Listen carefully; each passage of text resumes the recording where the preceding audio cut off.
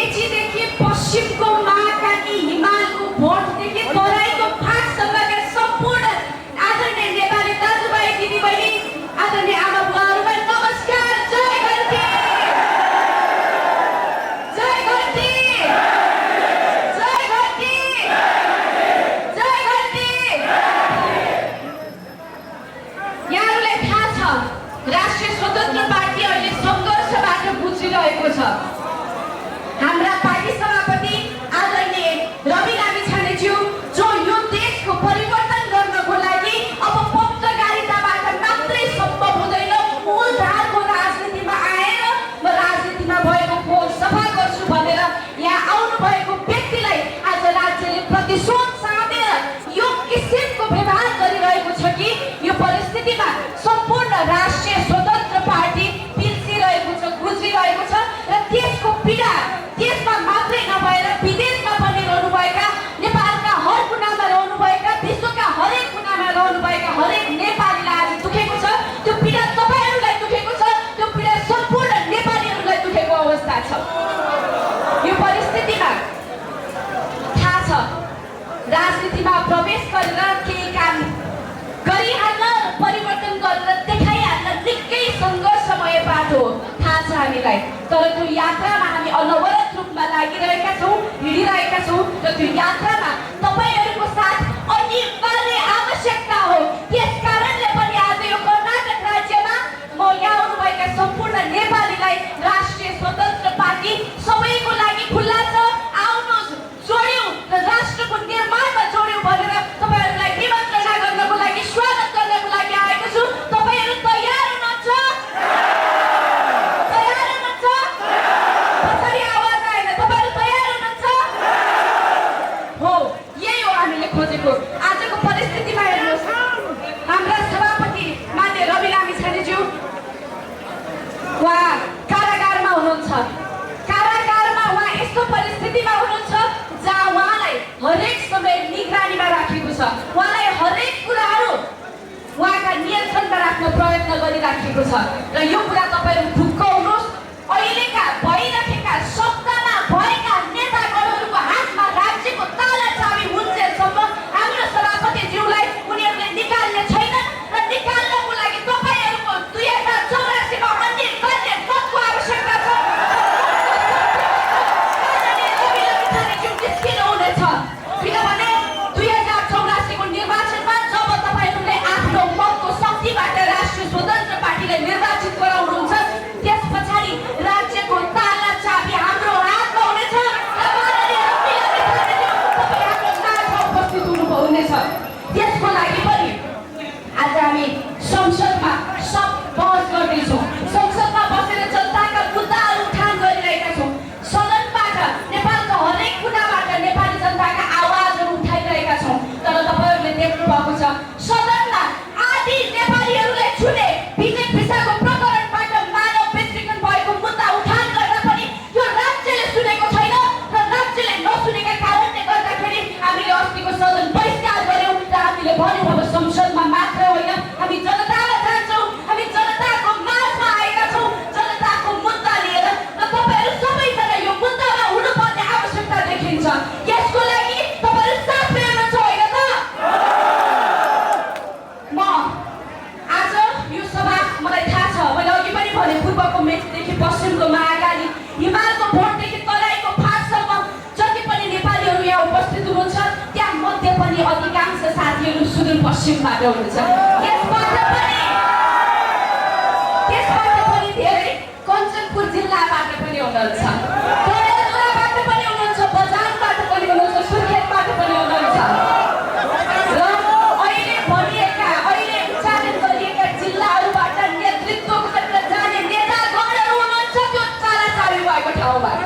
आज तपाईँ आफ्नो प्रिय पात्र माननीय रवि लामिछानेज्यू जो यो देशमा अब पत्रकारिताको माध्यमबाट मात्रै हुँदैन, नेपाली जनताको घाउमा मलम लगाउनको लागि मूलधारको राजनीतिमा बढ्दै गर्दा उहाँलाई रोक्न खोज्नेहरू अरू कहीँ छैनन्, तपाईँहरूकै जिल्लामा छन् र तपाईँहरूकै आन्दोलनबाट, तपाईँहरूकै विद्रोहबाट माननीय रवि लामिछानेज्यूलाई त्यो कारागारबाट निकाल्न सकिन्छ। तपाईँहरू तयार हुनुहुन्छ आफ्नो जिल्ला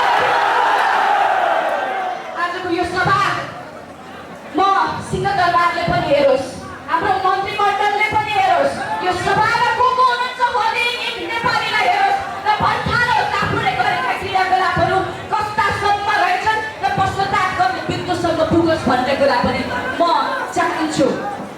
आजको यो सभामा साथीहरू मूलभूत रूपमा हामी राष्ट्रिय स्वतन्त्र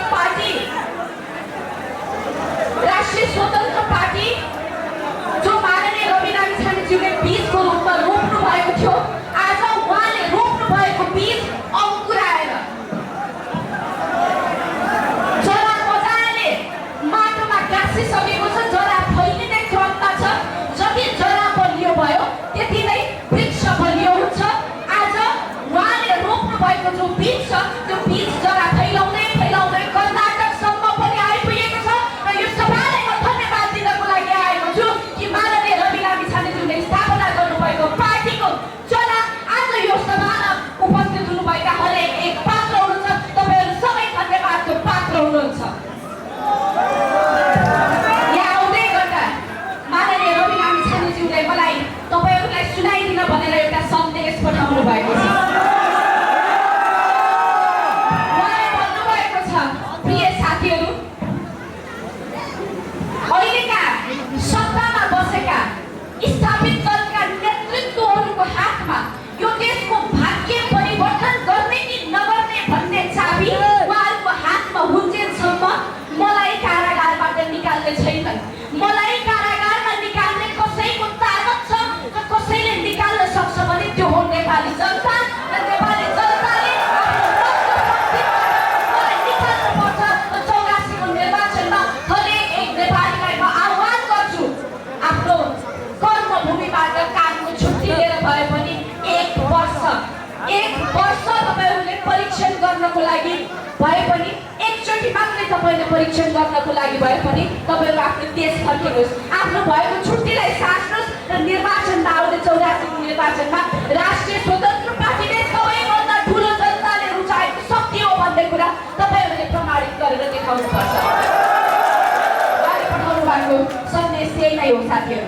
तर त्यो सन्देश तपाईहरुले ग्रहण गर्नु होला। मलाई थाहा छ धेरै नेपालीहरु आज संसारको विभिन्न कुनामा बस्नुभएका नेपालीहरुले भनिरहनु भएको छ 84 मा म घर आउँछु। तर घर आउँदै गर्दा तपाईहरुले ख्याल गर्नुपर्ने एउटा अर्को कुरा पनि छ। तपाईहरुले निर्वाचनमा मत हाल्नको लागि मतदाता परिचय पत्र हुनुपर्छ। तपाईहरुसँग मतदाता परिचय पत्र भएन भनेदेखि तपाईहरुले घर जानु भयो 84 मा भने पनि त्यो निर्वाचनको समयमा तपाईलाई मत हाल्न दिने छैन। तपाईहरुको नामको मतहरु कसैले हाल्दैनन् अथवा तपाईहरुलाई रोकिन्छ, छेकिन्छ, त्यस्तो परिस्थिति हुन सक्छ। त्यसकारणले पनि यहाँहरुले आउने 84 मा निर्वाचनमा मत हाल्नको लागि मतदाता परिचय पत्र कसरी बनाउने भन्ने कुरा चाहिँ हाम्रो कमिटी लगायत विभिन्न सञ्चार माध्यमहरुमा पनि आइराखेको हुन्छ। आफ्नो मतदाता परिचय पत्र चाहिँ सबैभन्दा पहिला निशर्त तपाईहरुले बनाउनुहोस्। त्यसकारणले तपाईहरु सबैजनालाई मान्य रवि लामिछानेज्यूले भन्नुभएको सन्देश पनि भने, यहाँले गर्नुपर्ने काम पनि भने। यहाँले त्यति काम गरिसकेपछि मलाई आशा छ 2084 को निर्वाचनपछि नेपालको भाग्यको यात्रा सुरु हुनेछ, नेपालको समृद्धिको यात्रा सुरु हुनेछ, नेपालको सपनाको यात्रा सुरु हुनेछ। राष्ट्रिय स्वतन्त्र पार्टी म सम्झिन्छु आजभन्दा छ्याक्कै राष्ट्रिय स्वतन्त्र पार्टी आजभन्दा ठ्याक्कै 3 वर्ष अगाडि स्थापना भएको थियो र स्थापना भइसके पछाडि हामीले तत्कालीन समयमा देशव्यापी रूपमा सपना बाट्न हामी हिँडेका थियौँ।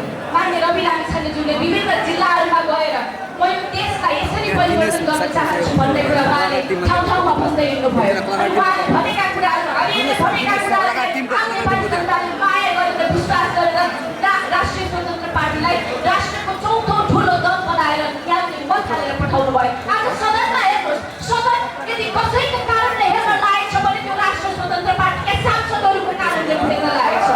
आज सदनमा नेपाली जनताको मुद्दा कसैले उठान गरेको छ भनेदेखि राष्ट्रिय स्वतन्त्र पार्टीले उठान गरेको छ। र नेपाली जनताको मुद्दामा यदि कुनै पार्टी अडिएको छ भने राष्ट्रिय स्वतन्त्र पार्टी अडिएको छ।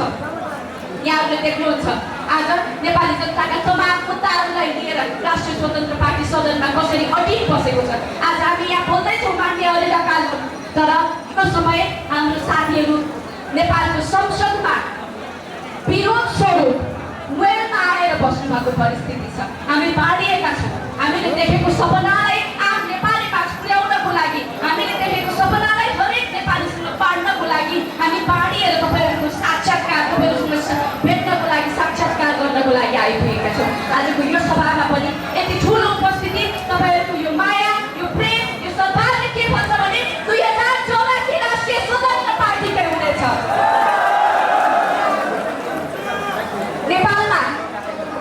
नेपालमा एउटा महत्त्वपूर्ण कुरा भन्छु साथीहरू, सुन्नुहोस्।